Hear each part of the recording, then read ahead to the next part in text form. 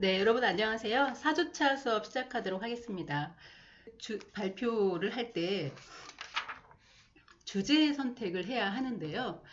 어, 글을 쓸 때도 여러분들은 두 갈씩으로 글을 많이 씁니다. 하지만 긴 글일 때는 미갈식으로 구성을 하기도 하고 또 경우에 따라서 전략적으로 미갈식 구성을 하기도 하는데 말은 확실히 두 갈씩으로 구성하는 것이 좋습니다. 내가 말하고자 하는 핵심이 무엇인지를 전한 다음에 그게 왜 그런지 설명하는 방식인 거죠. 왜냐하면 말은 무슨 말을 하려고 저렇게 서론을 길게 하나 하다 보면 그 과정에서 앞서 말씀드리던 어떤 선택적인 왜곡들이 발생할 수 있죠.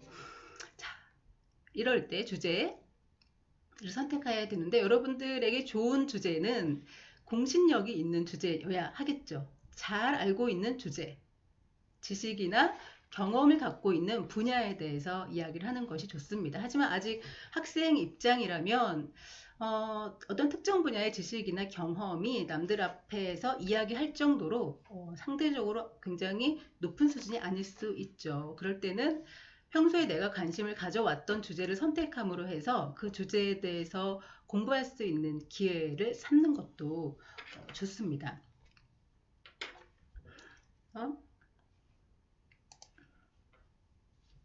자, 근데 간혹 내가 잘 알지 못하는 주제임에도 불구하고 내가 준비를 통해서 발표할 수 있지 않을까? 그런 주제들의 특징은 굉장히 있어 보이는 특징을 갖습니다. 현학적 허세라고도 하고 지적 허영이라고도 이제 표현할 수 있는데 아카데미에서 감독상을 받은 기생충이라고 하는 영화들을 아마 다들 보셨을 것인데요. 한 평론가가 이 영화에 대해서 이러한 한 줄 평론을 썼습니다. 상승과 하강으로 명징하게 직조해낸 신랄하면서도 처연한 계급 우화. 네. 그러자 댓글이 이제 달리기 시작했죠. 누군가는 명쾌하게 한 줄로 이 내용을 평론했다. 또 누군가는 도대체 무슨 말이지? 우리말은 우리말인데 어떤 말을 하려고 하는지 모르겠다. 현학적 허세다. 지적 허용이다. 그러니까 쉽게 말해서 잘난 척한다 라는 댓글들이 많이 달렸습니다.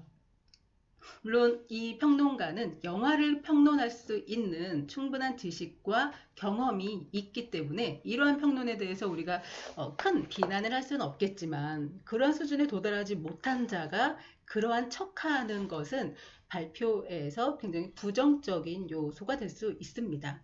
현학적이라고 하는 거 제가 설명을 좀 더 추가로 달았죠. 많이 배운 척하는 거죠. 물론 실제로 여러분들 많이 배우신 분들이지만 그것을 표면적으로 공개적으로 너무 적나라하게 드러날 때 듣는 사람이 느끼는 불편함이 분명히 있습니다. 지적인 허영, 네. 지적인 허영 이런 것들 멋있어 보일 수 있지만 말은 글보다는 조금 더 쉽게 표현되어야 하고 금방금방 들리고 바로바로 이해할 수 있는 수준으로 진행이 되어야 하겠죠. 좋은 주제는 내가 잘 알고 있는 주제를 선택하되 자칫 이것이 너무 지나친 현학적 허세가 되지는 않을까 이런 것들을 스스로 경계를 해야 하겠습니다. 자, 다음으로 이제 발표의 목적에 대해서 살펴보겠습니다. 발표의 목적은 여기 제시되어 있는 정보 제공과 설득, 오락, 뭐 이 외에도 또 몇 가지가 있을 수 있습니다만 크게는 이 세 가지 안에서 모두 흡수가 가능합니다. 정보 제공을 위해서 발표를 하는 경우들이 있죠. 새로운 정보들을 제공해주고 그리고 지식과 어떤 것들을 전달해줍니다. 저희 수업 같은 경우도 정보 제공의 목적이 큰 부분을 차지하겠죠. 정보 제공을 할 때는 그 정보의 정확성 그리고 최신의 정보인지 이런 것들을 좀 따져봐야 할 것입니다. 그리고 오락을 위해서 발표를 하기도 하죠. 쇼의 MC를 한다던가 뭐 공개 코미디에서 하는 이런 발표들은 모두 다 오락을 목적으로 합니다. 그렇다면 여기에서 지켜져야 할 것은 즐거움을 주기 위해서 혹은 친목도모를 위해서 하는 것이기 때문에 그에 걸맞는 태도를 보여야 할 것입니다. 자, 그리고 이제 설득을 위한 발표도 있습니다. 정보 제공과 설득은 주로 같이 나타나는 경우들이 많은데요. 정보를 제공해 주면서 설득을 하는 거죠. 설득이라고 하는 것은 어떤 특정한 입장을 가지고 있는 사람에게 입장의 변화, 조금의 변화든 큰 변화든 입장의 변화를 요청하는 것이죠. 그래서 내가 주장하고자 하는 것에 대해서 지지를 해달라, 아니면 조금 행동을 해달라, 아니면 변화에 동참해달라, 무엇인가를 상대가 가지고 있지 않은 현재 위치에서 조금이라도 좀 이동을 해달라라고 이제 요청을 하는 건데, 설득의 과정에서는 정말 많은 준비들이 필요합니다. 왜 그래야 하는지의 타당성을 증명해내야 하기 때문에 많은 자료들이 필요하겠죠. 자, 정보 제공과 오락, 설득의 목적이 발표의 주요 목적이라면, 그러면 내가 하고 싶은 말이 굉장히 많더라도 가장 중점적인 목표를 항상 생각하고 있어야 하겠죠. 거기에 집중을 해서 전반적인 발표를 진행을 해야 할 것입니다. 정보 제공이라고 해서 중간중간 오락적인 요소가 들어가면 안 된다, 뭐 그건 아니겠죠. 하지만 너무나 오락적인 요소가 많아서 정보 제공 맞아? 이렇게 주객이 전도되는 상황이 발생해서는 좋은 발표라고 할 수는 없겠죠. 자, 그래서 발표의 목적까지 여러분들이 정확하게 설정하는 것에 대해서 이야기해 봤습니다. 자, 다음은 이제 주요 아이디어의 개발에 대해서 좀 이야기해 볼 텐데요. 이 주요 아이디어의 개발이라고 하는 것은 본론에서 어떤 주제문의 어떤 요점이 있을 거잖아요. 그 요점을 내가 자세히 설명을 해야 되는데 어떠한 순서로 설명을 하지? 네, 어떠한 형식으로 내용을 전개하지? 그런 것에 대한 고민입니다. 어떤 상황을 설명하기 위해서는 반드시 빠짐없이 들어가야 되는 뭔가가 있고, 그런 것들에 대한 것이죠.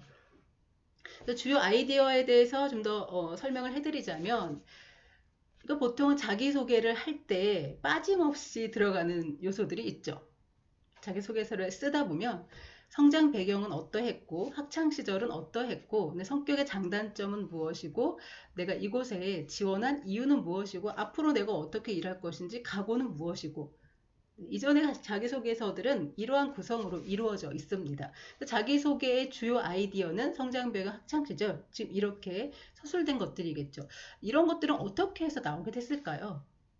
잠시 생각해 보시고, 또 상황을 전달하는 주요 아이디어들이 있습니다. 대표적인 게 육하 원칙입니다. 육하 원칙은 여러분들이 초등학교 때부터 외우다시피 하셨죠. 누가 언제 어디서 무엇을 어떻게 왜. 상황 전달을 하는 주요 아이디어는 이 6가지가 될 수 있겠죠. 자, 그럼 이제 생각해 봅시다. 상황을 전달할 때 육하 원칙은 처음부터 딱 하고 만들어졌을까요? 네, 그렇지 않죠. 이 개량된 방법이 나오기까지 누군가가 상황을 전달하는데, 저기 누군가가 물에 빠졌어 라고 이야기했어요. 그러면 사람들이 궁금해 하겠죠. 어디에 빠졌는데, 뭐 여기 강에 빠졌다는 거야? 호수에 빠졌다는 거야? 어디서가 추가됐겠죠. 그러면 누군가가 호수에 빠졌대. 누가 어디서? 어떻게 됐대? 이렇게 되면 사람들이 또 물어보죠. 왜 빠졌대? 이런 식으로.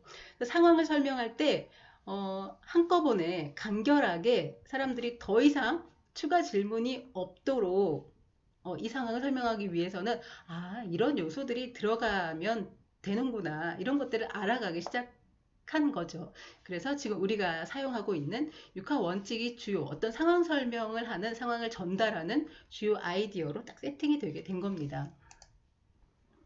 자, 그럼 우리는 대안 제시의 주요 아이디어를 살펴볼 것인데요. 이런 식의 주요 아이디어들이 많이 있습니다. 토포이라고도 하는데요. 대안 제시 아이디어, 아니면 뭐 회의를 할 때 아이디어, 아니면 어떤 새로운 제안을 할 때의 아이디어, 이런 식으로 짜여져 있는데, 여기에서는 대안 제시의 주요 아이디어를 중심으로 살펴볼 것이고, 또 아까가 여러분들에게 과제로 제시하는 것 역시 대안 제시의 주요 아이디어들을 여러분들이 생각해내는 것으로 수업을 진행하도록 하겠습니다. 자, 대안을 제시할 때 어떠한 순서대로 이것을 진행하면 좋을까에 대한 고민이 아주 오랫동안 있었을 겁니다. 내가 어떤 문제가 발생했을 때 내가 이것을 어떻게 해결해야 될지 나만의 어떤 해결 방법을 제시할 거예요. 그럴 때 어떤 것을 가장 먼저 이야기해야 효과적일까? 오랜 시간 시행착오가 있었을 것입니다. 자, 그리고 오랜 시간 논의를 거쳐서 현재로서는 뭔가 대안 제시를 할 때 처음에 이것의 문제점을 먼저 이야기하고 그 다음에 이 문제의 심각성 이야기하고 그래 심각해. 하지만 지금만 심각하고 말면 이것에 대해서 사람들이 별로 귀 기울이지 않겠죠. 오랫동안 이 문제는 지속될 것이다 라고 하는 지속성을 이야기해주고 그 다음에 지속될 것이지만 내가 가지고 있는 해결책이 이것을 해결할 수 있다 라고 이때 빵 터뜨려 줍니다. 그런데 내가 가지고 있는 이것이 실현 가능하지 않다면 어떻게 될까요? 사람들은 별 큰 관심을 갖지 않게 되겠죠.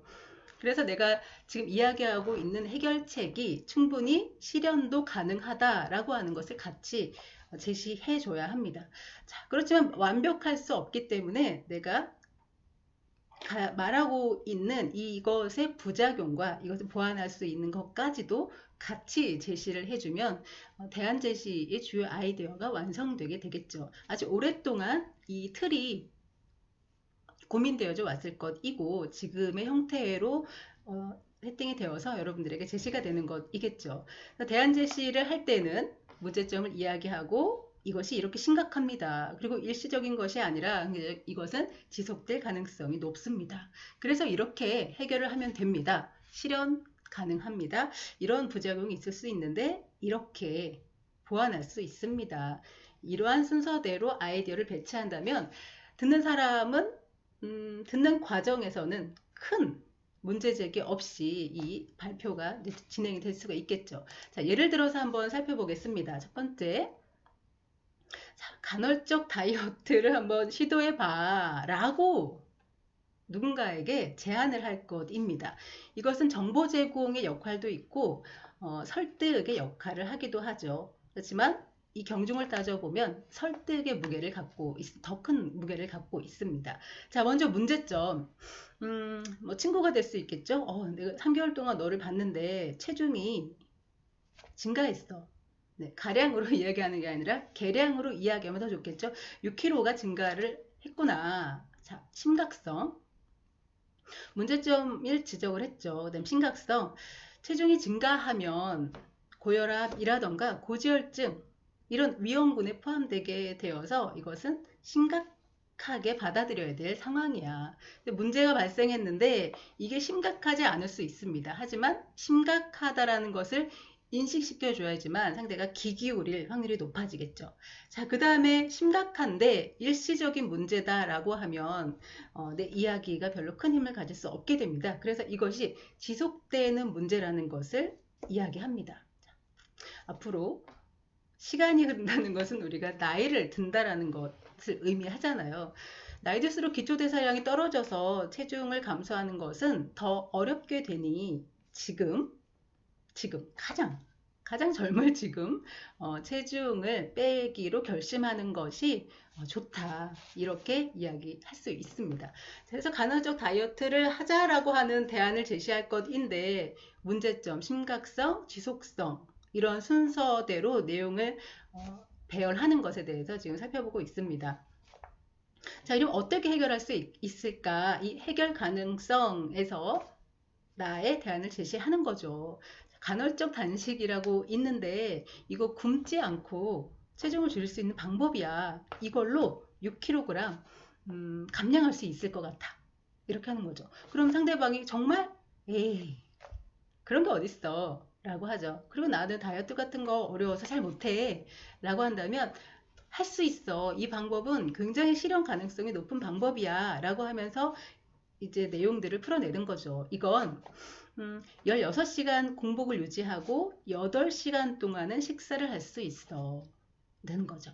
그리고 16시간은 밤새 잠을 자는 시간으로 소비를 할 수 있으니까 우리가 주로 활동하는 8시간 동안에는 2끼 정도까지는 먹을 수 있어서 일반 기존의 다이어트에 비해서는 성공 가능성이 커. 이렇게 이야기할 수 있겠죠. 그럼 상대가 그래? 해결 가능하다. 뭐 이쯤에서 어떤 실제로 성공했던 사례들을 막 제시를 할 거잖아요. 그래? 이거 그럼 나도 할 수 있을 것 같은데? 그런데 결국은 뭐 음식량을 줄여서 빼는 거 아니야? 네. 근력량에 문제가 되지 않을까라고 의구심을 표한다면 표할 수 있죠. 그럼 그거에 대해서 미리 내가 어떤 부작용과 이것을 보완할 수 있는 방법까지 같이 이야기할 수 있습니다. 그런데 이게 운동으로 하는 것이 아니어서 근력 손실이 약간 있을 수 있어. 그러니까 나랑 같이 간단한 운동을 한다면 간헐적 다이어트를 통해서 최근에 체중 증가 6kg을 충분히 감량할 수 있을 거야. 이렇게 접근을 하는 거죠. 정식으로 어떤 발표를 할 때도 그렇고 누군가와 대화를 할 때 근데 내가 뭔가를 제시해서 그를 설득하고자 한다면 문제점부터 그가 문제로 인식하게끔 이야기를 하고 그것이 심각하다는 것 여기서 끝나는 문제가 아니라 앞으로 지속될 것이라는 것 그리고 내가 가지고 있는 방법이 해결 가능한 뿐만 아니라 실현 가능하다는 것 네, 몇 가지 부작용이 있을 수 있지만 충분히 보완 가능하다는 것 이 순서대로 이야기를 진행할 수 있겠죠. 자, 한 가지 더 살펴보겠습니다. 자, 잊혀질 권리를 보장해야 된다라고 주장을 한번 해볼 것입니다. 자, 문제점은 뭘까요? 자, 개인이 온라인에 남긴 게시물 지금 한국이 온라인 강국 인터넷 강국이죠. 한 20년 그 이상을 많은 인터넷 사이트에서들이 생겨났고 그 안에서 무수히 많은 글들이 생성이 됐죠. 초기에는 이 개인 정보를 보호하는 장치들이 미흡했기 때문에 많은 사람들이 이곳에 자신의 개인 정보, 전화번호라던가 심지어는 주민등록번호들을 막 남겨놓기도 했었습니다. 집 주소라던가요. 근데 이러한 것들이 이제는 통제 불가 수준이 된 겁니다. 내가 어디에 가입했고 어디에 어떤 글을 남겼는지 이제 이거 잘 파악이 안 되는 거죠. 자, 문제는 문제인데 이게 과연 어떤 심각함을 일으키는가? 일으키지 않는다면 뭐 별다른 일상에 지장이 없으니까 뭔가 뭐 바뀔 필요성을 느끼지 못하겠죠. 그러니까 심각성, 개인정보가 유출이 됨으로 인해서 사생활 침해 문제가 발생한다. 여러 가지 사례를 통해서 이야기할 수 있습니다. 그리고 이거 심각성 일시적인 게 아니라 지속성을 인식시켜줘야 하겠죠. 이거 삭제하지 않으면 이 정보는 영원히 남아있기 때문에 언제 어떤 피해를 발생시킬지 모른다. 이렇게 전개할 수 있겠습니다. 자, 그럼 이제 해결 가능성을 이야기해야 되겠죠. 그래야 어떻게 해결하면 되나? 귀가 쫑긋 되겠죠. 자, 잊혀질 권리를 법적으로 보장해줘라. 는 거죠. 잊혀질 권리라고 하는 것 있죠. 데이터가 남아있는 것을 영구히 삭제할 수 있는 권리죠. 디지털 장례사라던가 뭐 이런 신종 직업들이 떠오르고 있는데 잊혀질 권리를 법적으로 보장해줘서 개인이 원한다면 개인정보를 삭제할 수 있게 이것을 허용해줘라. 이렇게 요구를 하는 거죠. 그래, 그게 실현 가능해? 어디에 정보가 있는지도 모르는데 자, 이거를 정부 주도적으로 하긴 어렵겠으니 이러한 기술과 인력들을 충분히 가지고 있는 민간 주도로 이것을 주도해 나가되 개인이 요청을 하면 업체가 이것을 검토해서 승인하는 방식으로 한다면 충분히 가능하다. 이렇게 이야기할 수 있습니다. 자, 그리고 모든 제도, 모든 어떤 대안, 이런 것들이 완벽할 수 없으니까 부작용과 보완에 대해서도 먼저 이야기한다면 훨씬 더 신뢰와 또 설득력이 높아질 수 있겠죠. 생각해보건데 잊혀질 권리를 보장해줬을 때 발생할 수 있는 큰 부작용 중에 하나는 악용 가능성입니다. 예를 들면 지금 문제가 되고 있는 뭐 N번방 사건의 가해자 같은 경우에 잊혀질 권리를 보장받아서 나중에 이름도 바꾸고 온라인에 남아있는 그에 관련된 자료들을 모두 다 삭제를 할 수 있게 된다면 어떻게 될까요?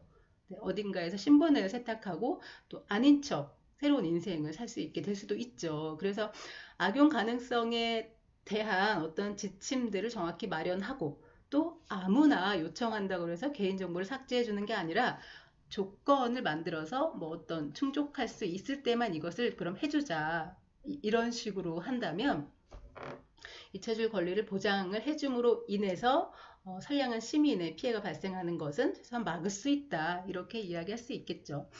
대안 제시를 할 때 기존에 내가 생각나는 대로 느낌대로 우리가 앞서 이야기했던 가량에 따라서 나의 가량대로 글을 써왔다면 대안제시의 개량된 방법, 검증된 방법, 과학적인 방법은 이제 지금 제시해드린 문제점 심각성, 지속성, 해결 가능성, 실현 가능성, 그리고 부작용과 보완의 순서대로 내용을 전개하는 것입니다. 그래서 저는 이 방법이 100% 옳다라고 이야기하는 것은 아니고요. 뭐 어떤 것이든 설득의 능력을 타고나신 분들은 이 순서대로 하지 않아도 이것과 전혀 상관없는 방법으로 하더라도 설득이 일어납니다. 네, 그런데 보통의 사람들은 그렇게 하지 못하기 때문에 어떤 말부터 해야 되지? 그 다음은 어떤 내용을 이야기해야 되지? 괴로움을 겪게 되죠. 그럴 때 내 개인의 판단에 따라서 이 말을 먼저 하면 되지 않을까라고 하는 것이 아니라 검증된 방법을 통해서 발표의 메시지, 내가 준비한 메시지들을 전개시켜 나간다면 크게 실패할 확률은 많이 낮아질 수가 있겠죠. 자, 이렇게 해서 주요 아이디어를 전개하는 방법으로 해서 본론의 내용이 채워졌습니다. 그래서 본론의 내용은 그 구성하는, 전개하는 순서에 대해서 크게 고민할 필요는 없을 거라고 봅니다. 다만 각각의 내용들을 내가 이야기할 때 예를 들면 뭐 심각성의 타당성, 이게 왜 심각한지를 밝혀내야 하던 데에 자료조사가 필요할 것이고 또 이것이 지속될 것이다 라고 하는 것을 이야기하는 데에 또 자료조사가 필요하겠죠. 그 과정에서는 여러분들의 어떤 준비가 필요하겠지만 내용을 전개하는 과정에서는 지금 제가 제시한 방법을 따르는 것이 큰 도움이 될 것입니다. 자, 그럼 이제 서론과 결론을 구성해야 하겠죠. 서론부터 구성을 해보겠습니다. 시작의 반이라는 말이 있는데 우리가 발표해서 그리고 공개 발표, 퍼블릭 스피킹에서 시작, 처음에 첫 문장을 입 밖으로 꺼내놓는 것, 이것은 어쩌면 반 이상일 수도 있습니다. 네. 발표 불안, 우리 지난주에 했던 발표 불안의 흐름을 보면 발표 직전 그리고 발표에 직면해서 초반, 이때 발표 불안증이 최고조에 이르게 되죠. 이것은 발표의 서론에 해당하는 부분입니다. 그래서 발표의 서론 부분을 이야기할 때 대부분의 발표자들은 극도의 긴장감을 느끼게 됩니다. 그리고 본론을 이야기하면서부터 이 상황에 적응이 되어서 결론 부분에서는 거의 거의 느끼지 않다가 끝남과 함께 긴장감이 소멸되게 되는데 서론 발표 불안 증세와 함께 시작이 됩니다. 그런데 내가 서론을 잘 했다. 별 실수 없이 준비한 대로 잘 했다 라고 하면 발표 불안감이 물론 소멸될 잦아들, 감소하게 될 시기가 되어서 감소하는 것이긴 하지만 안도가 되게 되겠죠. 일단 내가 시작은 했네.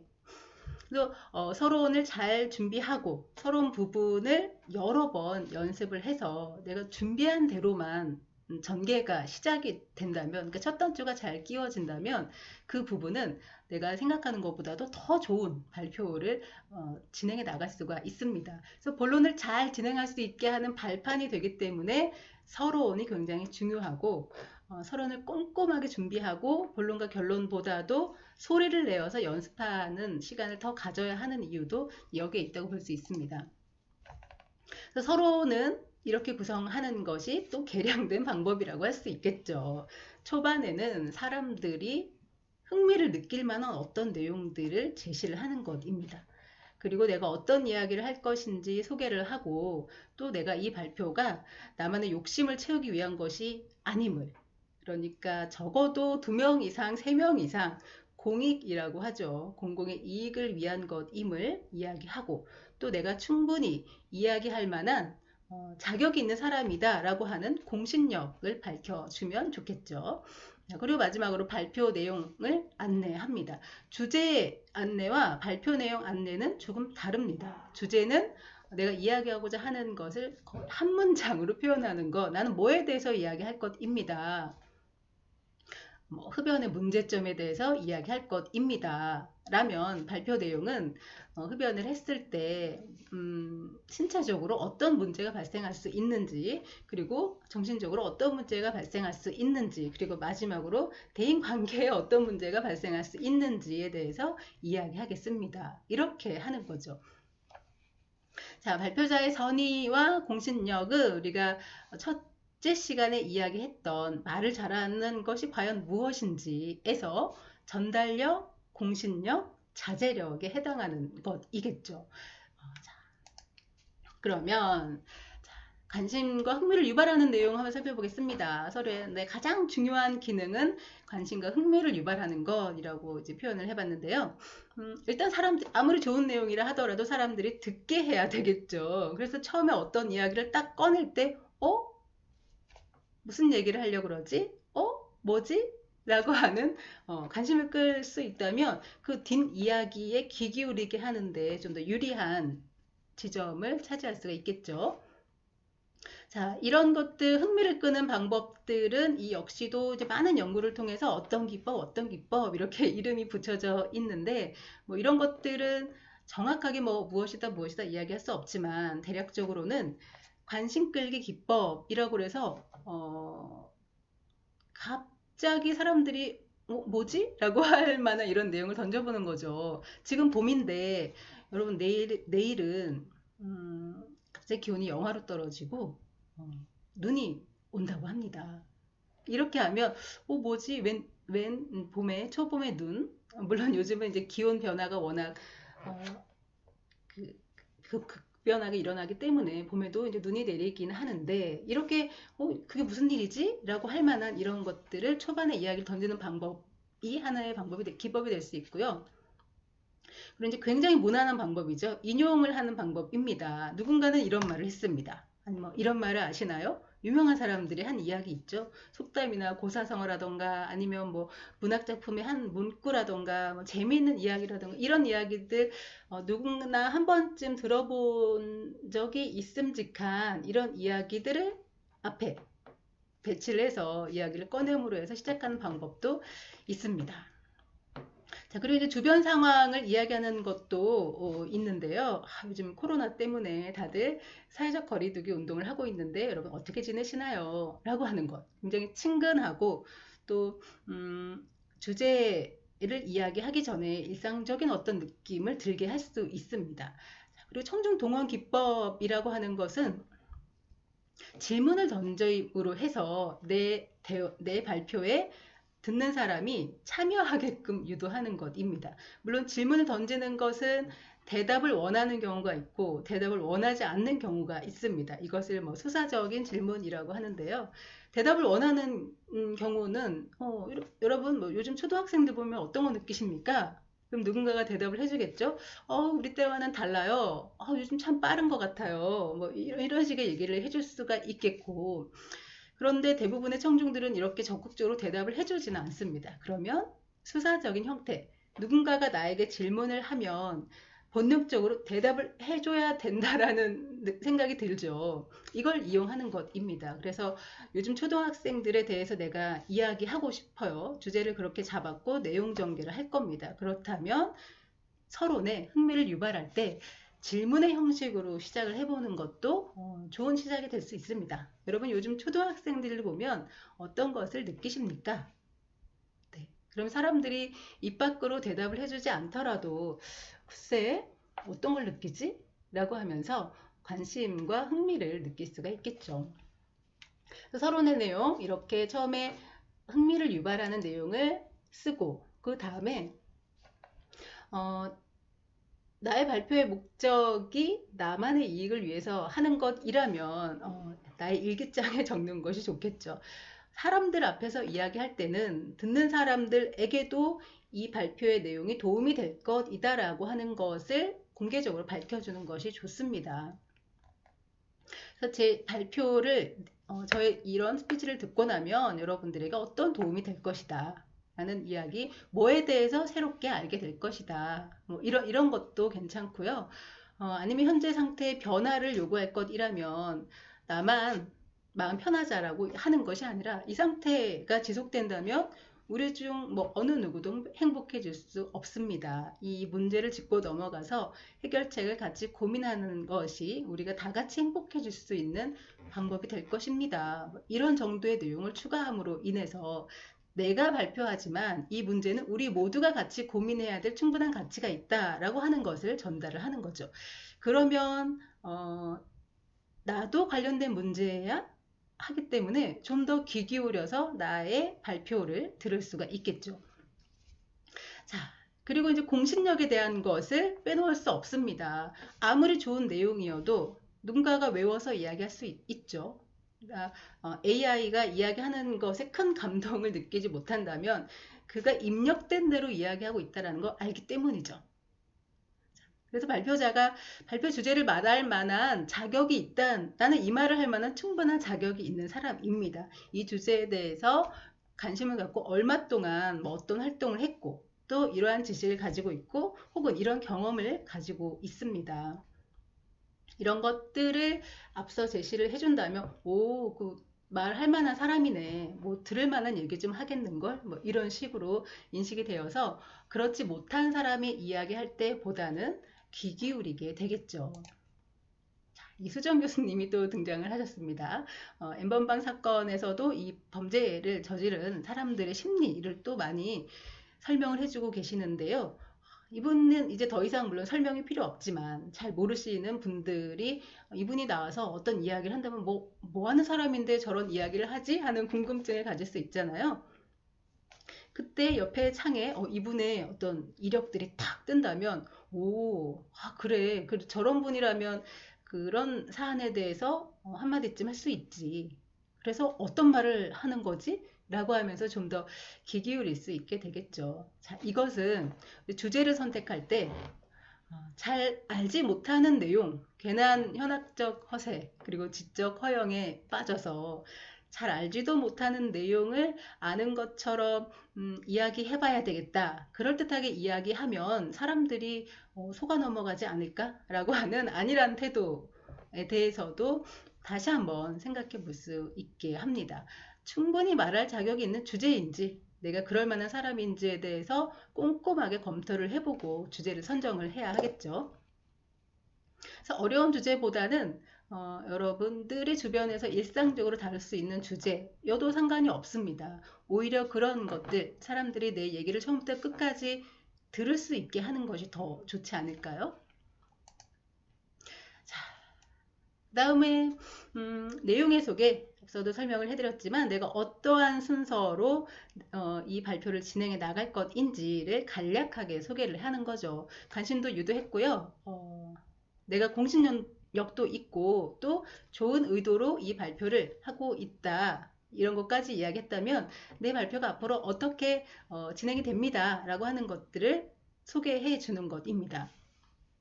이것의 기능은 우리가 어떤 말을 들을 때 내가 앞으로 말을 이 주제에 대해서 3가지를 들을 것이다 라고 하는 것을 알고 듣는 것과 전혀 어떤 내용이 전개될지 모르고 듣는 것과 차이가 있다는 걸 생각해 보시면 알 것입니다. 저녁에 집에 들어갔는데 이제 어머니나 아버님께서 부모님 중 한 분이 너 이리 들어와 봐. 너 오늘 뭐 어떤 일에 대해서 잘못한 것이 있지? 거기에 대해서 내가 3가지 정도 이야기하면서 너한테 꾸중을 할 것이야 라고 이야기를 하십니다. 그 첫째, 둘째 이렇게 이야기하고 너 앞으로는 그렇지 마라 라고 이야기를 끝내세요. 그러면 여러분들 궁금증이 생길 겁니다. 저기 아버지 아니면 뭐 어머니 3개 이야기 하신다고 그랬는데 하나는 뭔가요? 내용 안내의 기능은 그겁니다. 들을 준비를 하게 해드리는 거죠. 그래서 앞으로 이 내용 다음에는 어떤 내용이 전개되겠구나, 그리고 다음에는 어떤 내용이 전개되겠구나 대략적으로 파악하고 들으면 좀 더 안심이 될 수도 있고 주제가 전개되는 것에 대해서 지루함도 덜 느낄 수가 있겠죠.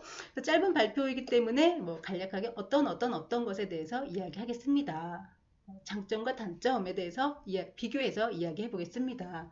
라던가 어떤 초기에는 무엇이었고 중계는 무엇이었고 후반기의 특징은 무엇이었는지에 대해서 설명을 해보겠습니다. 이런 식의 안내도 괜찮습니다. 짧은 발표에 적용될 수 있는 내용 요약 안내를 반드시 포함시키셔야 하겠죠. 자, 이제 결론의 기능과 기법에 대해서 알아보겠습니다. 결론은 크게 종료 신호, 그리고 핵심 강조, 끝맺음 이렇게 나눌 수가 있습니다. 이 역시도 제가 느낌대로 설명을 하는, 가량에 의해서 설명하는 것이 아니라 오랜 지도 끝에, 많은 연구 끝에 이렇게 적용하는 것이 성공의 확률이 높다라고 하는 계량된 방법이겠죠. 자, 이야기를 막 하고 있는데 자, 이제 다 끝났습니다. 라고 하면 졸던 사람도 번쩍 눈을 뜨고, 네. 아니면 흐트러졌던 마음도 이제 다 끝났으니까 마지막 힘을 더 내보자 라고 하는 것을 만들어낼 수 있잖아요. 그래서 스피치를 진행을 하다가 자, 이제 제가 준비한 내용을 모두 말씀드렸습니다. 이 문장 하나를 넣어주는 것은 굉장히 큰 힘을 갖습니다. 아, 그래? 이제 다 끝났다고? 네. 주의를 완전히 환기시킬 수 있는 거죠. 그래서 본론까지 다 마친 다음에 조금 한 템포 쉬고 자 이제 제가 준비한 내용 말씀드렸습니다 라고 한 다음에 뒤에 뭐를 넣냐면 핵심을 강조하는 거죠. 내가 지금까지 했던 그 가장 주의 집중력이 높아진 이 순간에 앞에 내가 한 이야기 중에 뭐 한두 개를 듣지 못했다 하더라도 지금 이 순간 다시 한번 핵심만을 전달해 주는 것입니다. 핵심 내용을 요약해서 정리하고 나의 주제가 무엇인지에 대해서 거듭 강조를 해주는 것이죠. 여기서 주의해야 될 점은 앞에서 이야기했던 내용만을 요약해서 정리를 해야지 부연 설명을 하면 안 됩니다. 왜 우리가 코미디의 소재로 자주 쓰이는 뭐 교장 선생님 말씀이라던가 이런 것들이 왜 문제가 되는 것이냐면 말씀 도중에 부연 설명이 자꾸 들어가는 거죠. 그래서 어떤 내용이 또 추가되고 또 추가되고 이런 것들은 결론이라고 할 수 없습니다. 결론은 반드시 본론에서 했던 내용 중에서만 요약이 이루어져야 된다는 것입니다. 자, 그리고 끝맺음은 이런 결론부의 내용을 요약하는 것과 동시에 앞에 서론부터 본론 그리고 결론에 이르기까지 스피치 전체적인 내용을 요약하는 이런 역할을 동시에 해야 합니다. 자 그럼 지금까지 우리가 어떤 내용을 사람들한테 이야기하고 싶은데 이 메시지를 어떠한 순서대로 전개하는 것이 효율적일까? 거기에 대해서 이제 같이 이야기해 봤습니다.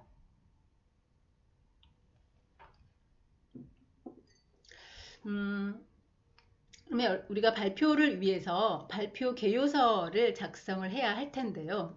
물론 발표 개요서는 앞서 우리가 발표를 준비하는 과정에서 발표 개요서는 거의 끝에 있었잖아요. 그 발표 개요서는 원고가 다 완성이 된 다음에 내가 발표를 할 때 원고를 처음부터 다 들고 끝까지 이렇게 이제 읽을 수는 없잖아요. 그래서 어느 정도 중요한 단어라던가 내용만 요약식으로 한 다음에 작성하는 그 개요서를 의미합니다.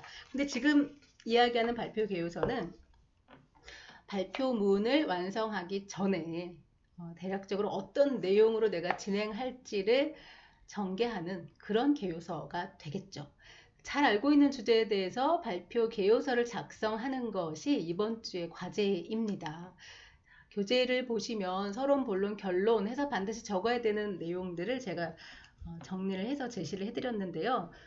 청중이 누구인지, 내가 선정한 청중은 누구이고 그들의 특징은 무엇인지, 그리고 그들을 대상으로 내가 이야기할 발표 주제는 무엇인지 반드시 잘 알고 있는 주제여야 하겠죠. 그리고 이러한 주제로 내가 발표를 하는 목적이 무엇인지, 정보 전달인지 설득인지 아니면 완전 즐겁게 해줄 것인지, 뭐 스탠딩 코미디 같은 것이 이런 것에 해당이 되겠죠. 유머 스피치 이런 것에 해당이 되겠죠. 그런 것도 좋습니다. 자, 그리고 서론을 어떻게 구성할지 이제 물론 본론부터 먼저 작성을 한 다음에 서론 결론을 하라고 하였으니 본론부터 작성하면 되겠죠. 그 주제에 대해서 문제점 무엇인지, 심각성, 지속성, 해결 어떻게 할 것인지, 그리고 이것이 실현 가능하다, 부작용 무언데 어떻게 보완할 것인지를 내용을 채운 다음에 서론 부분 채워나가야 되겠죠. 처음에 관심 유도하는 거 어떻게 시작할지, 주제 안내, 그 다음에 나의 공신력과 나의 좋은 의도, 어떻게 표현할 것인지, 내용은 어떻게 안내할 것인지. 자, 그리고 결론에서 종료 신호, 핵심 강조, 끝맺음. 이것을 어떤 표현으로 해나갈 것인지를 대략적으로 개요서에 채워주시면 되겠습니다. 자, 이렇게 해서 지금까지 핵심 메시지를 효과적으로 배열하는 방법에 대해서 수업을 진행해 봤습니다. 어떤 것을 할 때 내가 그것을 타고나지 못했다면 기존의 시행착오를 겪었던 사람들이 시행착오 끝에 그래도 이것이 현존하는 가장 좋은 방법이다 라고 딱 제시한 검증과 검증 끝에 탄생된 개량된 방법을 따르는 것이 좋습니다. 그래서 PT를 할 때 적용할 수 있는 유용한 대안제시의 개량된 방법을 제시를 해드렸고요.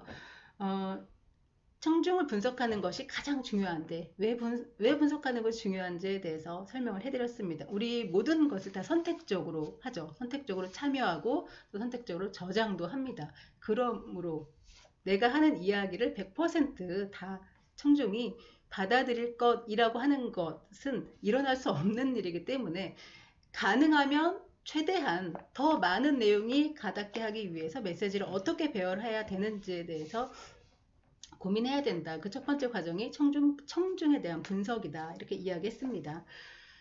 스피치를 하는 것 자체가 목적이 아니라 내가 의도한 것을 달성하는 것이 목적이기 때문에 이러한 과정이 필요하겠죠. 대안 제시를 할 때 굉장히 유효한 방법을 같이 살펴봤는데요. 문제로 인식할 수 있게끔 그것을 콕 집어서 이야기해주고 그것이 심각하며 지속될 것이며 그래서 나는 이런 해결 방법을 제시할 것인데 충분히 실현 가능하고 그러나 완벽할 수는 없어서 이러한 문제점이 있긴 한데 이런 식으로 보완을 하면 된다. 자, 이러한 순서대로 이야기하면 매우 효과적일 것입니다. 그리고 서론과 또 결론을 마무리할 수 있는 방법까지 같이 이야기해 봤습니다. 오랜 시간 수고 많으셨고요. 다음 시간에는 발표를 할 때 언어적인 부분이 아니라 비언어적인 부분도 굉장히 중요한데 어떤 것들이 어떻게 중요한지에 대해서 같이 살펴보도록 하겠습니다. 자, 고생 많으셨습니다.